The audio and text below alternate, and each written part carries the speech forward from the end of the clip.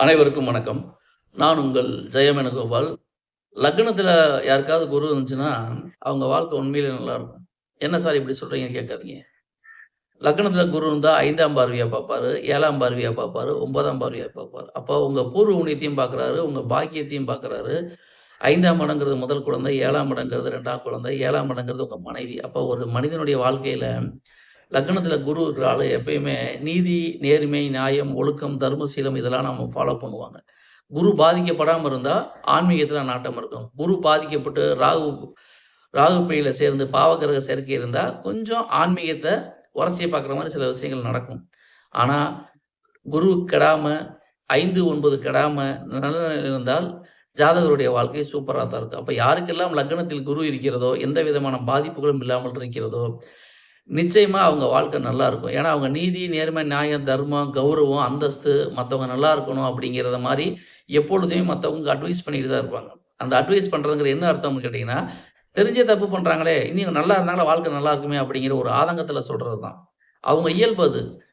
அதனால அவங்க பண்றதெல்லாம் தப்பு, தேவையில்லாம பண்றாங்கன்னு சொல்ல முடியாது. அவங்களோட இயல்பு என்ன அப்படின்னு கேட்டீங்கன்னா, மத்தவங்களுக்கு நல்லது நடக்கட்டும் அப்படிங்கிற எண்ணம் தானே தவிர, வேற ஒண்ணும் கிடையாது. அப்ப உங்க ஜாதகத்திலேயே லக்னத்தில குரு இருந்துட்டாருன்னா, அது உண்மையிலேயே மிகச்சிறந்த அமைப்பு. இந்த குரு எந்த வகையிலும் ராகு, கேதுக்கள் பிடிகள் இருக்கக்கூடாது. கேது பிடிகளோட இருந்தா கூட ஆன்மீகத்தில போயிரலாம்.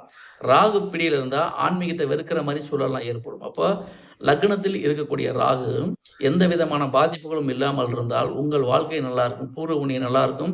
உங்க திருமண வாழ்க்கை நல்லாருக்கும். உங்க குழந்தை, உங்க 2வது குழந்தை, உங்க பாக்கியம், உங்க தந்தை எல்லாமே சூப்பரா இருக்கும் வாழ்க்கையில. அப்போ இந்த அமைப்பு இருக்கிறது உண்மையிலேயே கொடுத்து வைத்த நபர்கள் தான். ஆக யாருக்கெல்லாம் லக்னத்தில் ராகு இருக்கிறதோ, ராகு இல்லாமல் குரு மட்டும் இருக்கிறாரோ, அது சிறப்பு, மிகச் சிறப்பு. ராகு குருவோட சேர்ந்துட்டா என்ன பண்ணுவார் அப்படின்னா, அந்த குருவ வந்து நாத்திகத்திற்கு இருப்பாரு. ஆத்திகத்திலிருந்து நாத்திகத்துக்கு இருப்பார். அப்ப ஒரே ராசியில இருந்தாலுமே, குருவும், ராகுவும் ஒரே ராசியில இருந்தாலுமே, ராகு குருவ தாண்டி இருக்கணும். அப்படி இருந்தா கொஞ்சமாவது ஆன்மீக பக்கம் திரும்பி பார்ப்பார். ஆனா ராகு பிடியில இருந்தாருன்னா, ஆன்மீகத்த பக்கம் திரும்பி பார்க்கவே மாட்டார். அனாச்சாரமான விஷயங்களை தான் கையெடுப்பாரு. எது நீதி, நேர்மை, நியாயம் இருக்கோ அந்த விஷயங்கள புறந்தள்ளுவார். இவரா இப்படி நினைக்கிற அளவுக்கு இருக்க காரணம் என்னன்னா, குருவோட இருக்கக்கூடிய ராகு தான். அப்போ குரு ராகு பிடியில இல்லாம இருந்தா, கொஞ்சம் ஆன்மீக வழிக்கு வர்றதுக்கு வாய்ப்புகள் உண்டு. இவை எல்லாமே பொதுவான தகவல் தான். தனிப்பட்ட ஜாதகத்த பொறுத்து, அதில் உள்ள கிரக அமைவுகளை பொறுத்து பலன்கள் வேறுபடும் அப்படிங்கிற விஷயத்த புரிஞ்சுக்குங்க. நான் சொல்றது எல்லாமே பொதுவான பலன் தான்.